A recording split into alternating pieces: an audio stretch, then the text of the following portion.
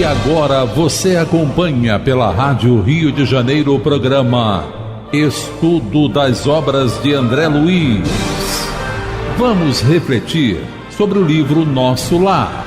Produção e apresentação, Tereza Cristina e Marco Antônio.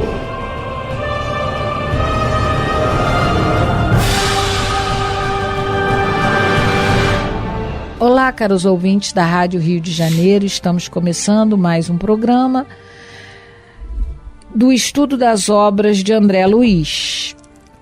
Estamos atualmente estudando o livro Nosso Lar, que foi psicografado por Francisco Cândido Xavier pelo espírito do próprio André Luiz. Amigos ouvintes da emissora da Fraternidade Rádio Rio de Janeiro, novamente aqui estamos com a permissão de Jesus para darmos continuidade ao estudo da obra Nosso Lar.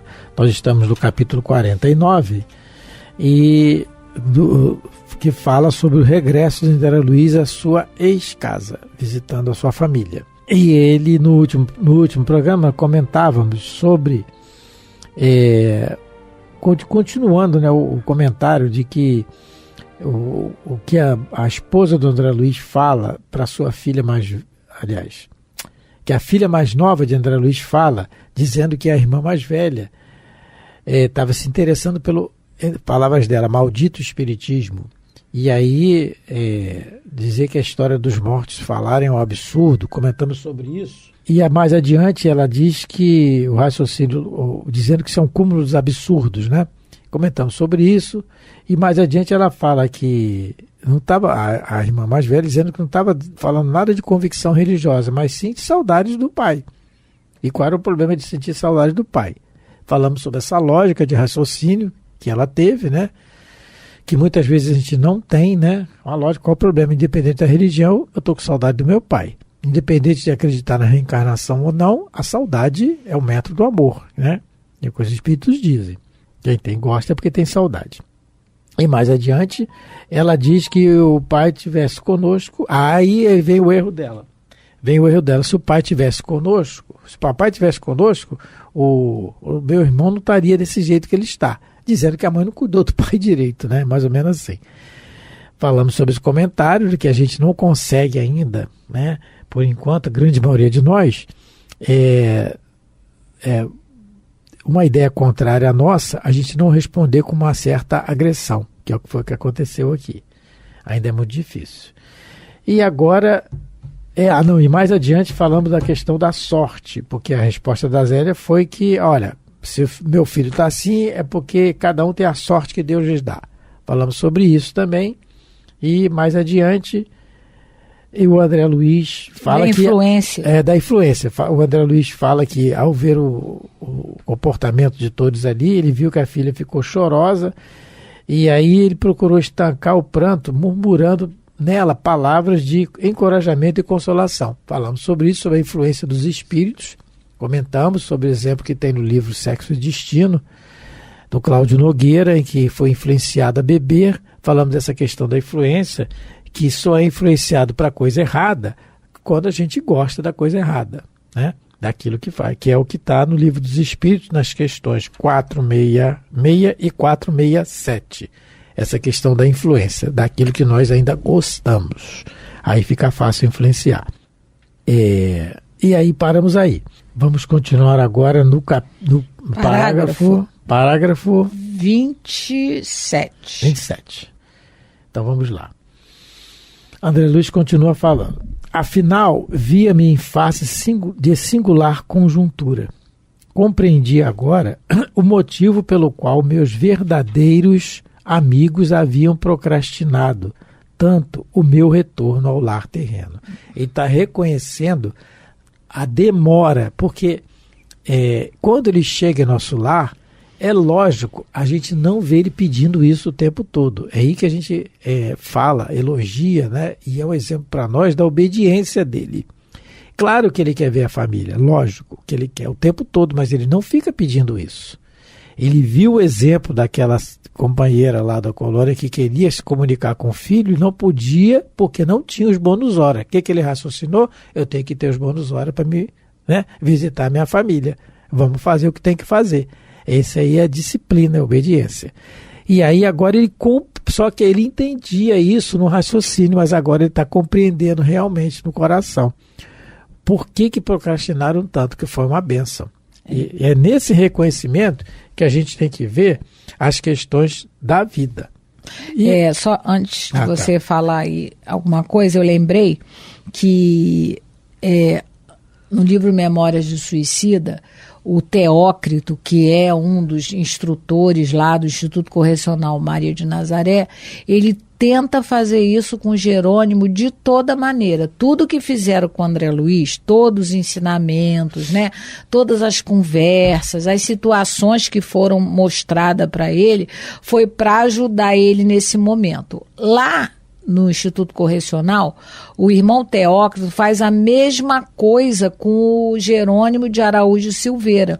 Ele fala assim lá, não tem número, o capítulo... No livro Memória de Suicida. O capítulo é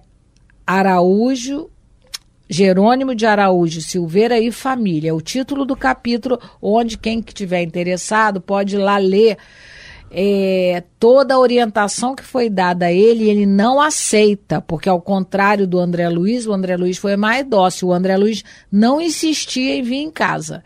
Ele veio pra gente, se a gente se lembra bem, quando o Clarencio diz para ele, tá na hora. E aí o irmão Teócrito fala assim: mesmo você querendo, não aprovarei a realização desse desejo no momento, mesmo entendendo o justo. Sofreia um pouco mais os impulsos do teu caráter, meu Jerônimo. Aprende a dominar emoções, a reter ansiedades, tornando as aspirações equilibradas. Lembra-te de que foram tais impulsos desequilibrados, estribados na irresignação, na impaciência e no desconchavo do senso, que te arremessaram à violência do suicídio. Verás sim teus filhos, porém em teu próprio benefício, peço que concordes em adiar o projeto em mira para daqui a alguns poucos meses. Olha, o Teócrito falou a mesma coisa do Clarencio. Olha, espera um pouco, porque você vai poder, é justo o seu pedido, você está com saudade, mas você, por enquanto, não está pronto. E aí ele pede, são várias páginas do capítulo, ele insistindo, argumentando. Agora você vê, vai argumentar com o espírito superior o quê? Mas aí no final ele fala assim, cumprindo seu dever de conselheiro, Teócrito, que era o superior, compreendeu que seria inútil insistir. Contemplou Jerônimo desfeito em lágrimas e murmurou tristemente: afirmas uma grande verdade, pobre irmão. Sim, só depois encontrarás o caminho da reabilitação, que ele diz que depois que ele vier ver a família, ele vai melhorar o comportamento. E aí o Teócrito diz, a índoles, que só os duros aguilhões da dor serão bastante poderosos para corrigir, encaminhando-as para o dever. Ainda não sofreste o suficiente para te lembrares de que descendes de um Pai todo misericordioso. Então, para a gente ver a diferença de comportamento e qual o comportamento que a gente tem que escolher. O André Luiz está sofrendo, mas ele veio em casa quando o Clarencio disse que estava numa boa hora.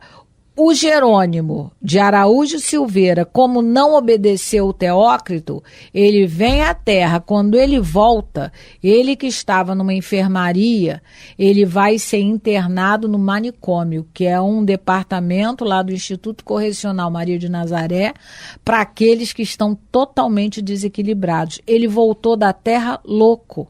É a dona Beatriz, que a gente gosta de lembrar lá do Sexo e Destino. Exatamente. Ela volta para o mundo espiritual totalmente desequilibrada.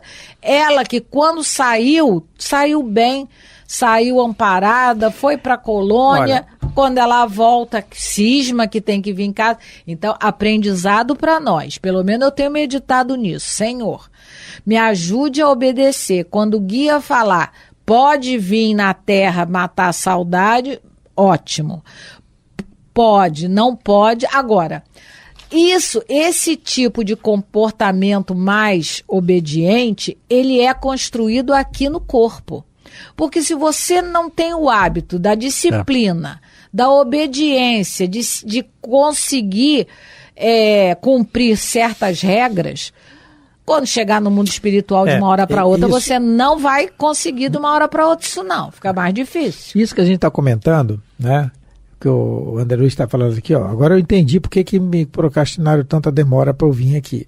Por quê? O André Luiz queria vir naquele momento lá atrás, que ele chegou no nosso lar. Se ele chega naquele momento e vê essa cena, ou qualquer outra cena parecida, ele ia destrambelhar todo e ia voltar para o umbral dele, com certeza, o desequilíbrio. Por quê? Porque aí denota tudo, aí o que a Teresa está colocando também é a questão da falta de conhecimento. Nós não temos o autoconhecimento. Na pergunta do Livro dos Espíritos, de número 919, Allan Kardec pergunta assim: qual o meio mais prático, mais eficaz que tem o homem de se melhorar nesta vida, de resistir à atração do mal? Ora, qual é o grande problema nosso? O egoísmo, que os Espíritos dizem. É aí que se irradia todos os males, né? Se o grande problema nosso é o egoísmo, e Allan Kardec está perguntando, o meio mais prático de se melhorar nesta vida é de eliminar o egoísmo. E os Espíritos respondem: um sábio da antiguidade vos disse, conhece a ti mesmo, né? E aí como é que faz isso? Santo Agostinho responde mais adiante uma mensagem que Allan Kardec coloca: perguntar a mim mesmo, perguntar a si mesmo se não faltar algum dever naquele dia, no final do dia, né? E ele fala assim, Santo Agostinho: dirigi, pois, a vós mesmos perguntas, interrogai-vos sobre o que tendes feito e com que objetivo precedeste em tal ou tal circunstância. Isso é o treino para o autoconhecimento. É aquilo que a gente não se conhece ainda, que a gente tem um exemplo que a Teresa falou e tem um exemplo também de Pedro. Pedro, quando ele cai em si, ele achava que podia defender Jesus de todas as agressões, mas quando chegou lá na hora, ele titubeou, porque ele não se conhecia.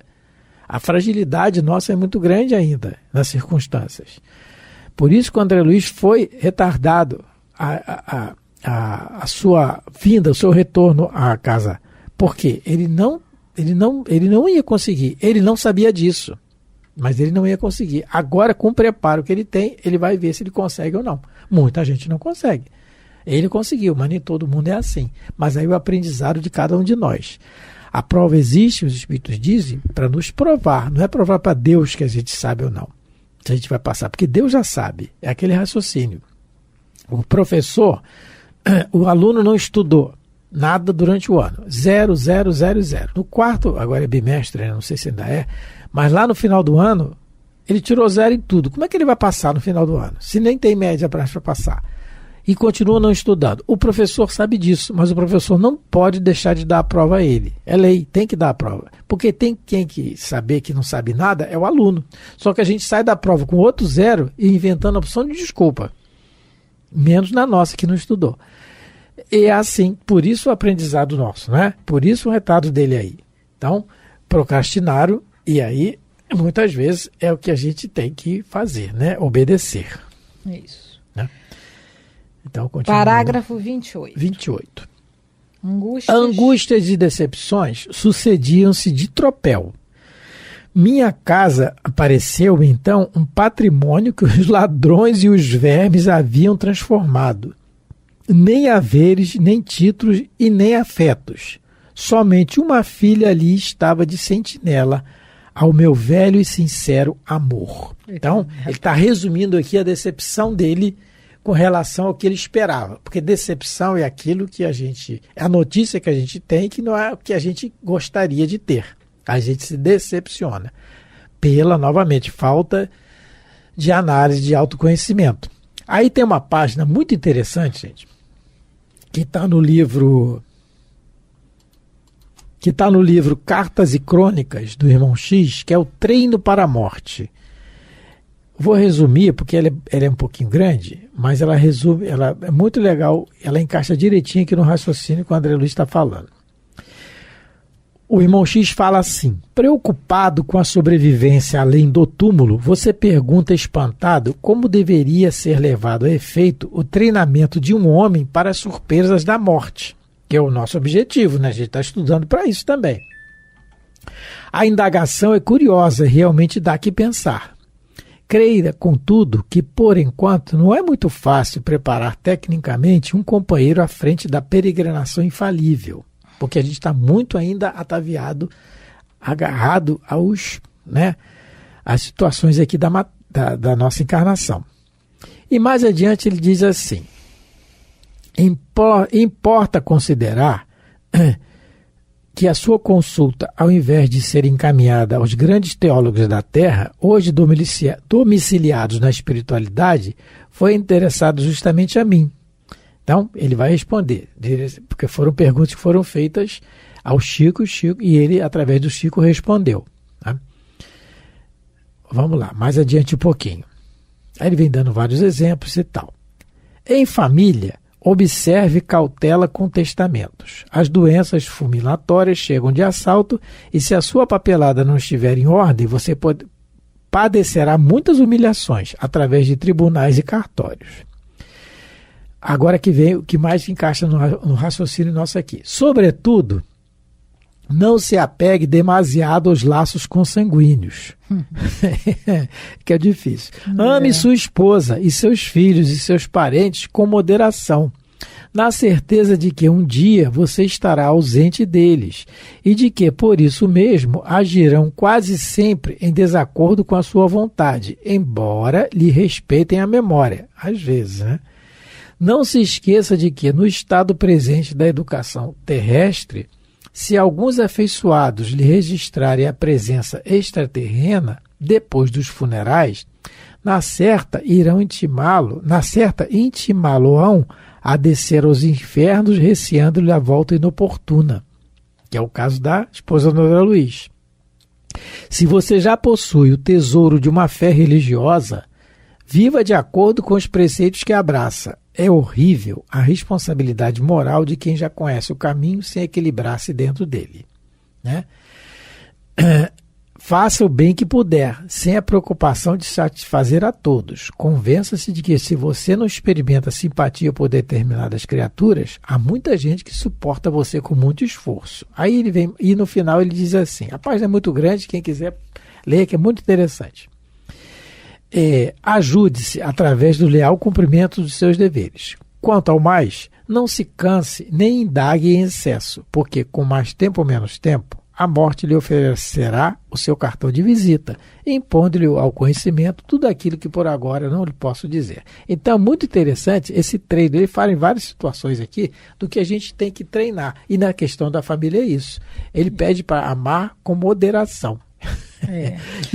No livro Missionários da Luz, no capítulo 11, porque essa situação que o André Luiz está vivenciando são 9 anos depois da desencarnação dele, porque ele não achou o caminho de casa, porque se Deus tivesse dado permissão para isso, ele poderia ter voltado em casa muito antes, porque no livro Missionários da Luz, capítulo 11, o André Luiz vai entrar na casa de uma família e vai ver familiares almoçando junto com a pessoa que ele vai ajudar, que é a Esther, né? Ele fala assim: a família constituída da viúva, 3 filhos e um casal de velhos. Então tinha na mesa, tinha a viúva, 3, 4, casal de idosos, 6 pessoas. Permanecia à mesa de refeição, no almoço muito simples. Entretanto, um fato até então inédito para mim, porque com ele não aconteceu isso. Feriu minha observação. 6 entidades envolvidas em círculos escuros acompanhavam-nos ao repasto. Quer dizer, tinha 6 almoçando encarnados e 6 desencarnados juntos, como se estivesse tomando alimentos por absorção. E ele ficou intrigado.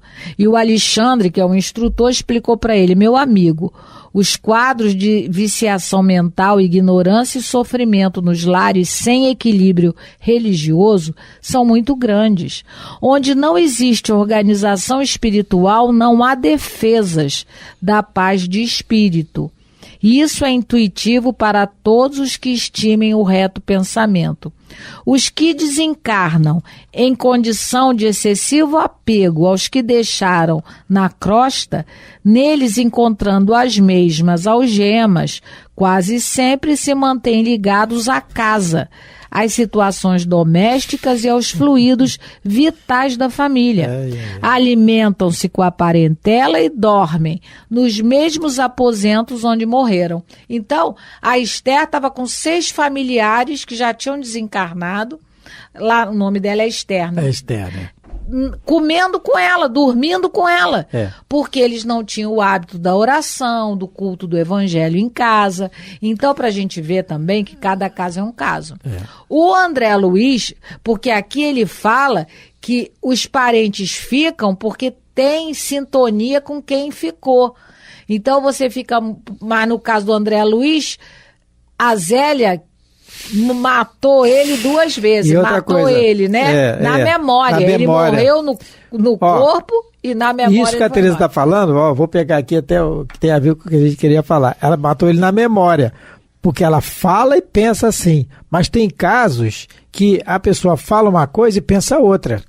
No livro, muito interessante, gente, livro Vozes do Grande Além, capítulo 5, Primeiros Instantes de um Morto. Só vou ler o trecho em que esse desencarnado, ele está presente no velório. E ele ouve, ele é tido com a pessoa, olha, ele se achava uma pessoa de bem. E ele ouve assim, olha, muitos diziam aos meus familiares em pranto, meus pêsames, perdemos um grande amigo. E o pensamento se lhes desguichava da cabeça, atingindo-me como inexprimível jato de força elétrica, acentuando, não tenho pesar algum, esse homem deveria realmente morrer. Outras se enlaçavam aos amigos e diziam com a boca, meus sentimentos, o doutor G morreu moço, muito moço, e acrescentavam refletindo, quer dizer, pensando, morreu tarde, ainda bem que morreu, velhaco, deixou uma fortuna considerável, deve ter roubado excessivamente. Outras ainda comentavam, junto à carcaça morta, homem probo, homem justo, e falavam de si para consigo, quer dizer, pensando, político ladrão e sem palavra, que a terra lhe seja leve e que o inferno proteja. Via-me salteado por interminável projeção de espinhos invisíveis a me espicaçarem o coração. Torturado de vergonha, não sabia onde esconder-me. Ainda assim, queria protestar quanto às reprovações que me pareceram descabidas. E aí, muito interessante, eu vou repetir onde está, olha, livro Vozes do Grande Além, capítulo 5, Primeiros Instantes de um Morto. Então, às vezes a pessoa fala uma coisa, mas está pensando outra. Por quê? É para a gente vigiar o pensamento, porque o espírito está ouvindo, entre aspas, o pensamento. Pensamento é matéria, pensamento é uma coisa viva, não é? A gente sabe disso da doutrina, então a nossa responsabilidade. Então, nessa questão de pensar, porque a Zélia está falando e está pensando, mas ela podia dizer uma coisa e pensar outra, o André Luiz ia ver. Ela não, ela realmente matou ele no pensamento, por isso ela tem todo esse discurso de exclusão, né, dele, da memória dele, da família. E para a gente vai falar alguma coisa? Não. Só para a gente terminar, ele completa assim, nem os longos anos de sofrimento nos primeiros dias de além-túmulo, que foi no umbral, me haviam proporcionado lágrimas tão amargas. Mas a gente não leu isso, não. Né? Só para a gente não leu, seria o próximo, né? Mas a gente repete. A gente repete, só para terminar o raciocínio do que a gente estava falando, né? Lágrimas tão amargas, que a gente aprenda isso, realmente raciocine sobre isso, porque daqui a pouco a gente vai desencarnar, e se o guia falar não vai, não vamos desobedecer, né? É obediente, como dizia a Clarinha, bidoente. Muito obrigado então pela atenção, pelo carinho de todos. Esperamos ter contribuído com o raciocínio de alguns. Muito obrigado. Fiquem com Deus. Deus abençoe vossos lares, vossas vidas, né? Lembrando que hoje nós estudamos o capítulo 49 do livro Nosso Lar. Muita paz de Jesus a todos. Muita paz. A Rádio Rio de Janeiro apresentou o programa Estudo das Obras de André Luiz. Produção e apresentação, Tereza Cristina e Marco Antônio.